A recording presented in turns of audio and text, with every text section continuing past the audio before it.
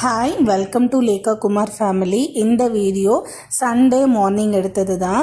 So morning எந்திரிக்கிறதுக்கு 8 o'clock ஆகிடுச்சு. எந்திரிச்சதும் எனக்கு எந்த வேலையுமே செய்யணும் அப்படின்னு தோணலை. எனக்கு கொஞ்சம் உடம்பு சரியில்லாத மாதிரி இருந்தது. அதே மாதிரி கொஞ்சம் மைண்டும் அப்செட்டாக இருந்தது. மைண்ட் அப்செட்டாக இருந்ததுக்கு ரீசன் என்ன அப்படின்னா, ஒரு 1 வீக்காகவே வீட்டில் எல்லா இடமுமே நான் க்ளீன் பண்ணணும் அப்படின்னே யோசிச்சுட்டு இருந்தேன். ஏன்னா பாப்பா பிறந்ததும் ஜூன் மந்த்து நான் இங்கே வந்திருந்தேன். ஸோ அப்போ அந்த மந்த்து வந்தபோது க்ளீன் பண்ணதோடு சரி, இதோட 5 மந்த் ஆச்சு. எங்கேயுமே நான் க்ளீன் பண்ணவே இல்லை. ஸோ அதாவது அங்கங்கே அப்படியே அடைஞ்ச மாதிரி இருந்தது. இப்போ பண்ணலாம் அப்போ பண்ணலாம் அப்படின்ட்டு இப்படியே டைம் போயிட்டு அதை பற்றி யோசிச்சுட்டே இருக்கவே ஒரு மாதிரி அப்செட்டாக இருந்தது. அதுக்கப்புறமா சரி மார்னிங் எனக்கு பிரேக்ஃபாஸ்ட் செய்கிறதுக்கு மைண்ட் செட்டே இல்லை.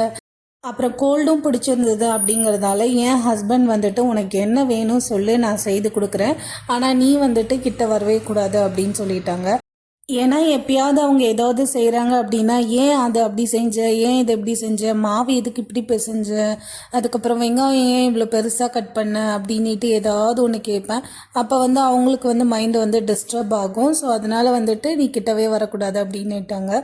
ஸோ நான் அம்மா வீட்டில் இருக்கும் போது அம்மா ஏதாவது வேலை சொன்னாங்க அப்படின்னா, நான் செய்யும் போது அவங்க ஏதாவது இது செய்யாத அது செய்யாத அப்படின்னு சொன்னாங்கன்னா எனக்கு ரொம்ப டென்ஷன் ஆகும். அதனாலே இதுக்காக தான் நான் உங்ககிட்ட வேலை செய்யவே வரதில்லை, நீயே செஞ்சுக்கோ அப்படின்ட்டு வந்துடுவேன்.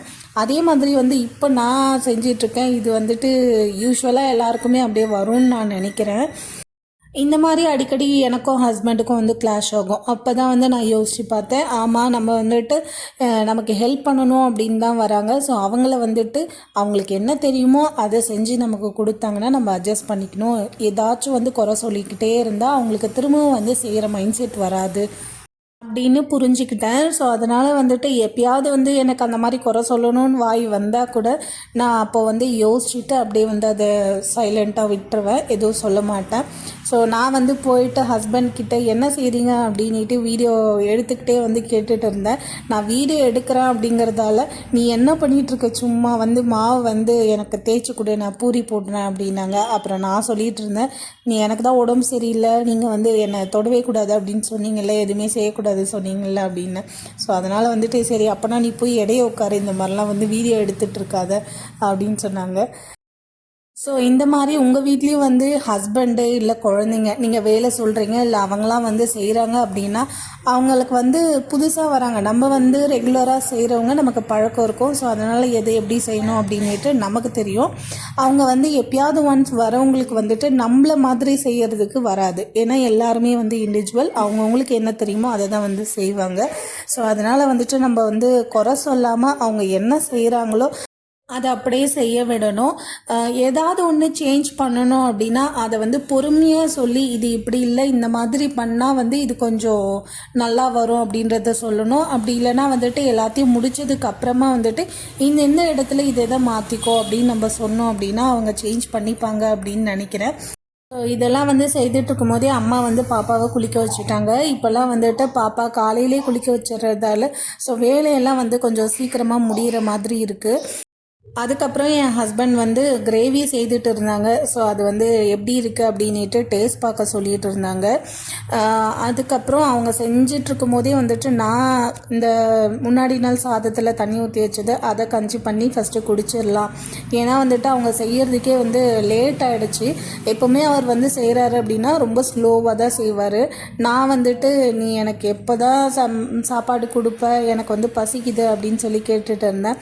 ஸோ அதுக்கு அவர் போயிட்டு ரொம்ப கடகடன்னு செஞ்சிட்டு இருந்தார். கொஞ்சம் இந்த டைம் குயிக்காக தான் செய்துட்டார். ஸோ அது எனக்கு முன்னை விட இப்போ கொஞ்சம் நல்லாவே அவர்கிட்ட சேஞ்சஸ் இருக்குது. அதே மாதிரி சமைக்கிறதுலேயும் எப்பயோ ஒன்ஸ் தான் அவர் வருவார். ஆனால் நேற்று நல்லா தான் செய்திருந்தாங்க. உங்கள் வீட்லேயும் உங்கள் ஹஸ்பண்ட் உங்களுக்கு இந்த மாதிரி ஹெல்ப் பண்ணுவாங்களா அப்படிங்கிறத எனக்கு கமெண்ட்டில் சொல்லுங்கள்.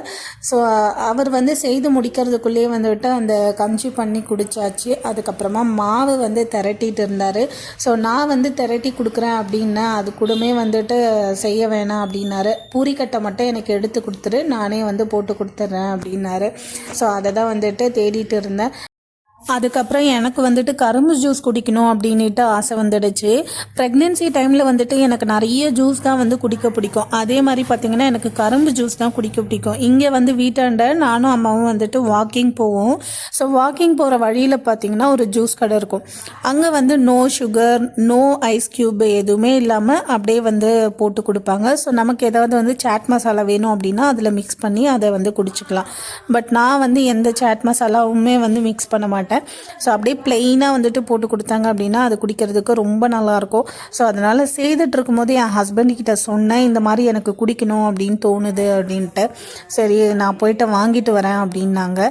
எப்போவுமே வந்துட்டு கூலிங்கான ஐட்டம் கேட்டேன் அப்படின்னா எனக்கு அதெல்லாம் சாப்பிடவே கூடாது நோ அப்படின்னு தான் சொல்லுவாங்க. ஏன்னா எனக்கு அடிக்கடி வந்துட்டு கோல்டு பிடிச்சிரும். பட் இந்த கரும்பு ஜூஸ் குடித்து வந்து ரொம்ப நாள் ஆச்சு அப்படிங்கிறதால வந்துட்டு சரி வாங்கிட்டு வரேன் அப்படின்னுட்டாங்க. ஸோ அதுக்கப்புறம் வந்துட்டு ஒரு 11 போல் போயிட்டு அவங்க வாங்கிட்டு வந்தாங்க. இன்றைக்கி சண்டே, இந்த டே ஃபுல்லாகவே வந்துட்டு நான் க்ளீன் தான் பண்ணணும் அப்படின்ட்டு டிசைட் பண்ணிட்டேன்.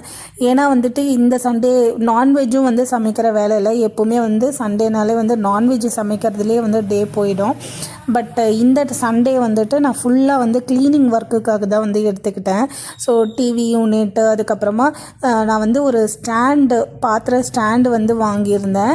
ஸோ இந்த வீட்டுக்கு வந்துட்டு எனக்கு வந்துட்டு ரொம்ப ஷெல்ஃப் வந்து கம்மியாக தான் இருந்தது. அதே மாதிரி பார்த்திங்கன்னா கவுண்டர் டாப்பு கீழே இருக்கிற அந்த ஷெல்ஃபில் வந்துட்டு தண்ணி வந்து லீக் ஆகும். ஸோ அது வந்துட்டு தேங்கி அதுவுமே வந்துட்டு எனக்கு செட் ஆகலை. சரி அதனால் வந்து பாத்திர ஸ்டாண்டு வந்து கேட்டிருந்தேன். அதை வந்து வாங்கி கொடுக்கறதுக்கு ஹஸ்பண்டுக்கு டைம் இல்லை. ஏன்னா இப்போல்லாம் வந்து நைட்டில் லேட்டாக தான் வராங்க. ஸோ அதனால் போன வீக் மண்டேவே நானும் அம்மாவும் போயிட்டு அதை வாங்கிட்டு வந்துட்டோம். எனக்கு அதை வந்து ஃபிட் பண்ணி மட்டும் கொடுக்க சொல்லியிருந்தேன். ஸோ அதனால் ஒரு எலக்ட்ரீஷியனுக்கு வந்து கால் பண்ணியிருந்தாங்க. அவங்க வந்து ஒரு 11:30 போல் வந்து வரேன்னு சொல்லியிருந்தாங்க. அதுக்கப்புறம் அதுக்குள்ளரவே வந்துட்டு எனக்கு இவர் போயிட்டு கரும்பு ஜூஸும் வந்து வாங்கிட்டு வந்துட்டாங்க. ஸோ அதை வந்து குடித்ததுக்கப்புறமா வந்து ஃபஸ்ட்டு நான் டிவி யூனிட் தான் வந்து க்ளீன் பண்ணுறதுக்கு ஸ்டார்ட் பண்ணிட்டேன். அதில் தான் வந்துட்டு நிறைய திங்ஸ் வந்து சேர்ந்துட்டு ஒரே டஸ்ட் எல்லாம் வந்து படிஞ்சிருந்தது.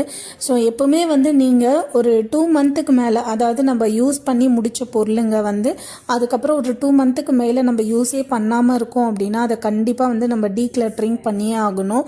அப்படி இல்லைன்னா வந்துட்டு நிறைய சேர்ந்துக்கிட்டே இருக்கும். நம்ம எவ்வளோ தான் க்ளீன் பண்ணாலுமே வந்துட்டு க்ளீன் பண்ண ஒரு ஃபீலே இருக்காது. ஸோ அதுக்கப்புறமா அதை க்ளீன் பண்ணிகிட்டு இருக்கும்போதே வந்து பூரியும் வந்து செய்துட்டாங்க. அதை ஃபஸ்ட்டு வந்து சாப்பிட்டாச்சு. பூரி வந்து சாப்பிட்றதுக்கு நல்லா தான் இருந்தது. பட் அவங்க ஃப்ளேம் வந்துட்டு ஸ்லோவாக வச்சு பண்ணதால் நிறைய வந்து எண்ணெய் சேர்ந்துருந்தது. ஸோ அதை மட்டும் வந்து கொஞ்சம் சொல்லியிருந்தேன். அதுக்கப்புறம் வந்து மசாலாவும் வந்து நல்லா தான் இருந்தது. பிரேக்ஃபாஸ்ட் சாப்பிட்டு முடிச்சதுக்கப்புறம் திரும்பவும் வந்து க்ளீனிங் ஒர்க்கு ஸ்டார்ட் பண்ணிட்டேன். ஸோ ரொம்ப மினிமமாக எது வந்து நம்ம யூஸ் பண்ணுவோமோ அதை மட்டும் வச்சுக்கிட்டு மீதி எல்லாத்தையுமே வந்துட்டு எடுத்து போட்டுட்டேன். ட்ரை வேஸ்ட்டுக்கு வந்து போட்டுட்டேன். ஸோ எப்பவுமே நான் அம்மா வீட்டில் இருக்கும் போதும் சரி, எது தேவையோ அதை மட்டும் வச்சுட்டு மீதியை வந்து டிஸ்போஸ் பண்ணிடுவோம். ஏன்னா வந்துட்டு இது அப்போது யூஸ் ஆகும் இப்போ யூஸ் ஆகும் அப்படின்ட்டு நம்ம வச்சுட்டு இருந்தோம் அப்படின்னா நிறைய வந்து சேர்ந்துட்டு நம்மளால் அப்பப்போ வந்து க்ளீன் பண்ண முடியாது. ஸோ க்ளீன் பண்ணுறதுமே வந்துட்டு ரொம்ப கஷ்டம். ஸோ இது வந்து பார்த்திங்கன்னா ஃபஸ்ட்டு டிவி யூனிட்டை வந்து க்ளீன் பண்ணிவிட்டேன். இங்கே க்ளீன் பண்ணி முடித்ததுக்கப்புறமா ஆஃப்டர்நூன் வந்து லஞ்சு சாப்பிட்டாச்சு. அது வந்து அம்மா தான் செய்திருந்தாங்க, வெஜ் ரைஸு. ஸோ அதை சாப்பிட்டு முடிச்சதுக்கப்புறமா தான் வந்துட்டு கிச்சன் வந்து க்ளீன் பண்ணுறதுக்கு ஸ்டார்ட் பண்ணிட்டேன். ஸோ இங்கே வந்து பாத்திர ஸ்டாண்டில் இங்கே கவுண்டர் டாப்பு கீழே இருந்த அந்த ஷெல்ஃபில் இருந்த எல்லாத்தையுமே எடுத்து இங்கே ஸ்டாண்டில் வந்து அரேஞ்ச் பண்ணியாச்சு. அதே மாதிரி வந்து க்ராசரிஸ் போட்டு வைக்கிற அந்த பாட்டிலையும் வந்துட்டு நான் அரேஞ்ச் பண்ணிட்டேன். ஸோ என்கிட்ட வந்து பார்த்திங்கன்னா ரொம்ப மினிமமாக தான் வந்து திங்ஸே வந்து இருக்கும். ஸோ 2 கடாய், அதுக்கப்புறமா வந்து 2 கரண்டி, வதக்கிற கரண்டி, குழம்பு கரண்டி 2, ஜல்லி கரண்டி 1, அவ்வளோதான் இருக்கும். இட்லி பாத்திரம் மட்டும் என்கிட்ட 2 இருக்குது. ஏன்னா வந்து சின்னது வந்து ஊர்லேருந்து அம்மா வாங்கிட்டு வர சொல்லியிருந்தேன். ஸோ இவ்வளோ தான் என்கிட்ட ரொம்ப மினிமமாக தான் இருக்கும். அதே மாதிரி ஃப்ரிட்ஜும் வந்துட்டு இடம் மாற்றியாச்சு. ஏன்னா கொஞ்சம் ஸ்பேஸ் வந்து அதிகமாக கிடைக்கும் அப்படின்னுட்டு. ஸோ ஸ்விட்ச் போர்டு வந்து நேற்று தான் வந்து வைக்க சொல்லியிருந்தோம். ஆல்ரெடி இங்கே ஸ்விட்ச் போர்டு இல்லை. ஸோ அதை செட் பண்ணுறதுக்கு பார்த்தீங்கன்னா 700 ருபீஸ் கேட்டிருந்தாங்க. அதே மாதிரி அந்த ஸ்டாண்டெல்லாம் வந்து ஃபிட் பண்ணுறதுக்கு 250 ருபீஸ் கேட்டிருந்தாங்க. ஸோ அவ்வளோதான். இதெல்லாம் வந்துட்டு க்ளீன் பண்ணிவிட்டு எனக்கு நைட்டு நான் க்ளீன் பண்ணி முடிக்கிறதுக்கே 9 o'clock ஆகிடுச்சு. ஏன்னா பெட்ரூமையும் வந்து க்ளீன் பண்ணிவிட்டேன். அதுக்கப்புறம் குளிச்சுட்டு சாப்பிட்டுட்டு தூங்குறதுக்கு 11 o'clock ஆகிடுச்சு. அவ்வளோதான். இந்த வீடியோ பிடிச்சிருந்தா லைக் பண்ணிக்கோங்க, சப்ஸ்கிரைப் பண்ணிக்கோங்க. பாய்.